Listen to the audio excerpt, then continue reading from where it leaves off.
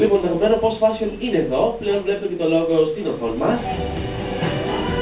Πολύ Τι είπα καλημέρα, πήγα να πω. Καλό μεσημέρι, καλημέρα και ανάλογα ποιος ξυπνάει τι ώρα. Είδες άμα κάνεις καθημερινό τόσο καιρό, πρωινό.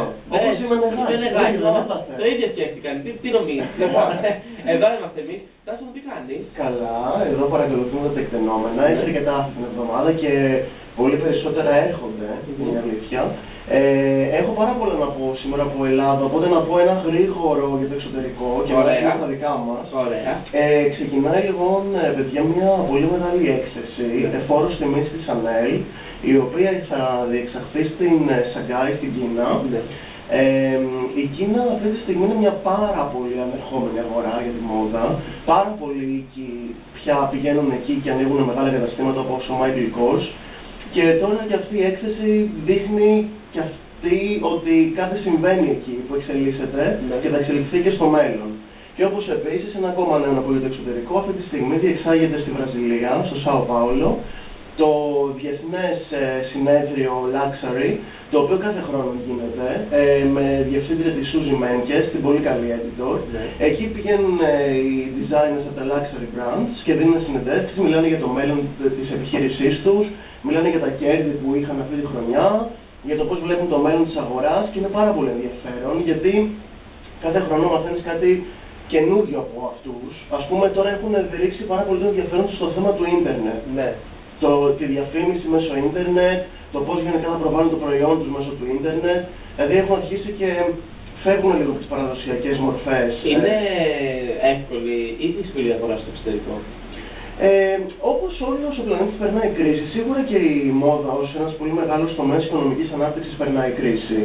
Αλλά η αλήθεια είναι ότι εντάξει, υπάρχουν ορισμένες αγορές, όπως ανέφερα την Κίνα ή την Ιαπωνία, οι οποίες εντάξει, έχουν πληγεί αρκετά λιγότερο και σίγουρα έχουν ακόμα πολύ πρόσφορο έδαφος και ίσως είναι η επόμενη αγορά, δηλαδή εκεί στοχεύουν αυτά τα brands τώρα που πηγαίνουν για τα επόμενα 50 χρόνια. Λες τόσο πολύ. Ναι, γιατί πλέον η αγορά το βλέπουν και οι ίδιοι ότι σιγά σιγά κλείνει για την Ευρώπη. Ακόμα ας πούμε η Louis Vuitton, αυτό το brand, ας πούμε, πια στρέφει το ενδιαφέρον της προς την Κίνα και την Ασία γενικότερα. Γιατί η Ευρώπη έχει κάνει ένα μικρό κύκλο, βλέπει ότι το μέλλον είναι εκεί. Εγώ γνώρισα και την Καλλιόπη, η οποία πλέον έχει διοργάνωσει το Fashion Week στην Ελλάδα, στο Ζάπιο, και πλέον διοργανώνει shows στην Κίνα. Έχει μεταφερθεί. Δηλαδή, αν και η Καλλιόπη πήγε προς την Κίνα, εντάξει. Ναι, δηλαδή θέλω να σου πω και επειδή μίλησα μαζί της και μου το έχει εξηγήσει, πια όλη η αγορά κινείται εκεί, έχει στραμμένο το βλέμμα της εκεί. Τόσο πολύ, Ναι. Και εντάξει, νομίζω τα λέγαμε και την άλλη φορά ότι εντάξει, εδώ τώρα δεν ξέρω για την Ευρώπη, αλλά στην Ελλάδα τουλάχιστον ακόμα τα shows γίνονται για εγχώρια κατανάλωση και για μεταξύ μας. Είναι αυτό που λέγαμε όντως στην προηγούμενη στιγμή. Ακριβώς, οπότε μην το επαναλάβουμε. Σίγουρα. Λοιπόν, τώρα, τι νέα είχαμε αυτή την εβδομάδα. Λοιπόν, ας ξεκινήσουμε με τα χθεσινά. Για πάμε. Λοιπόν, εχθές πήγα στο shop, στο μοναστηράκι, Ερμού 112, το οποίο το κατάστημα αυτό φιλοξενεί πάρα πολύ συχνά εκθέσεις τέχνης. Ωραία. Είναι πάρα πολύ ωραία πρωτοβουλία αυτή του shop για μένα. Το χθεσινό event λεγόταν μάλλον Art Finds a Home at Shop.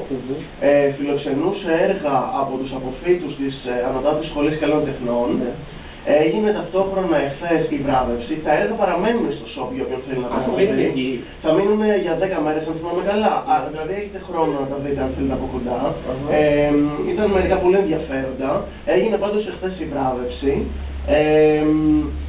Μετά από αυτό, εκεί κοντά ήταν, πήγα στο The Art Foundation, που είναι και αυτό στο μοναστηράκι. Εκεί φιλοξενούσε μια έκθεση με τίτλο Μικρή Κήπη Ευτυχίας. Τώρα το The Art Foundation είναι ένας πάρα πολύ ωραίος χώρος, έχει και μπαρ καφέ, αλλά έχει και κάποια δωμάτια, ας πούμε, τα οποία φιλοξενούν έργα. Έχει ένα κεντρικό τότυπο. Πάρα πολύ ωραίο είναι σε ένα ημιυπαίθριο, σαν ξέφωτο θα το έλεγα μάλλον, με πέτρινους τοίχους. Στο κέντρο, ας πούμε, είναι ο κόσμος που πίνει ένα ποτό κτλ. Έχει μια αίθουσα πάνω, στην οποία γίνεται η κεντρική έκθεση και μετά έχει και κάποια μικρά δωμάτια που φιλοξενούνται έργα. Είναι πάρα πολύ πρωτότυπη αυτή η παρουσίαση. Εχθές αυτή η έκθεση μου άρεσε αρκετά. Ήταν σε αυτό που λέγει ο τίτλος, Μικρή Κήπη Ευτυχίας, είχαν συνδυάσει δηλαδή ένα χαρακτηριστικό της φύσης